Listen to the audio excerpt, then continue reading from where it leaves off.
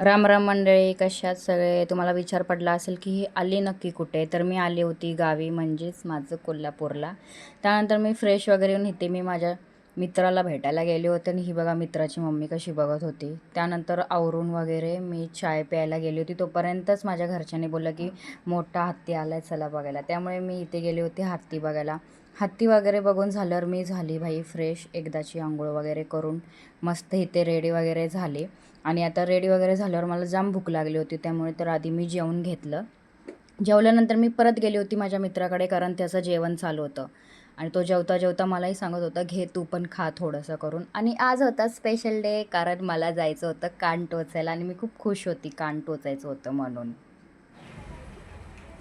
गाईस, मी literally कान टोचायला चालले छोटासा.